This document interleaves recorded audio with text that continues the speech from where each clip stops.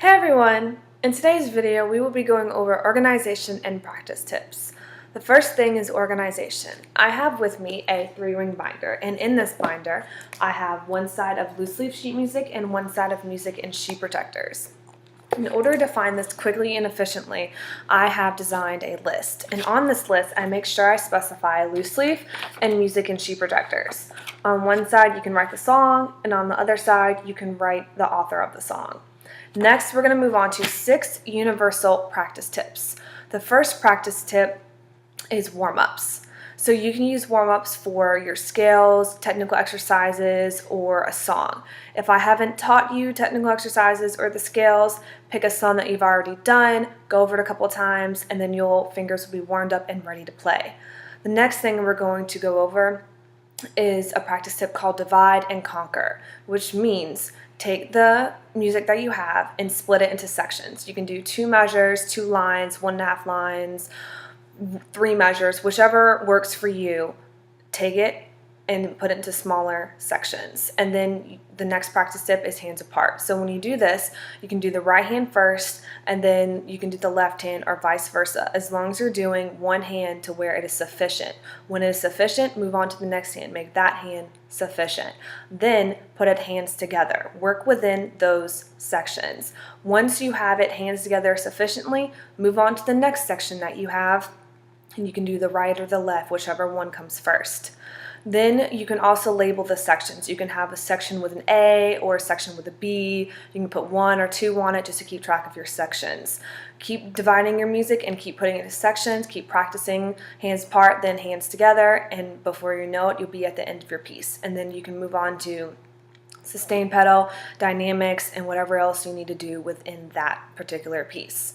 The next practice tip we're going to go over is slow and steady. Now, we all know that you need to practice slowly and steadily. I know as human beings, we have a tendency to rush through things and just practice and play and do it as fast as we've heard it on the radio, or as fast as you've heard me play it, or whomever you're listening to, and whatever music you're doing.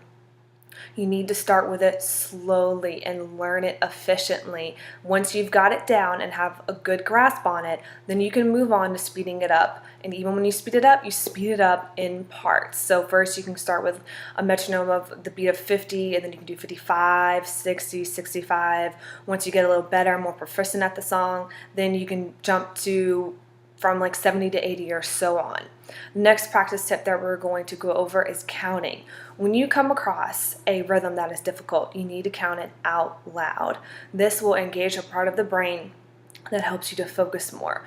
I know that, sometimes when you're counting out loud, if there's people walking past, you're afraid you might sound dumb or that it's just not working, but it really does. And in the lessons, if I see that you're having trouble with the rhythm, we all know I make you guys count out loud. So it's a good thing to do all the time.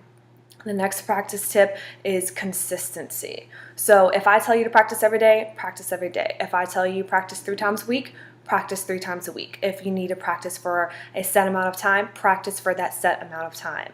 Now, as a side product of that, we also know that there are some of us who are extremely busy, that I have adults that I teach, they have a family, they have jobs, they have a husband, they have a wife that they need to take care of. So if you don't have a lot of time and you have a lesson that day, go home and do not go to bed before you run through the song, the scale, or whatever I taught in that lesson to you that day. Go over it a couple of times. Don't go to bed until you've gone over it. That way, the next time you have time to practice, you'll remember exactly what you're supposed to do. It will be refreshed. So make sure that you're consistent in what you do. I hope everyone has a great day.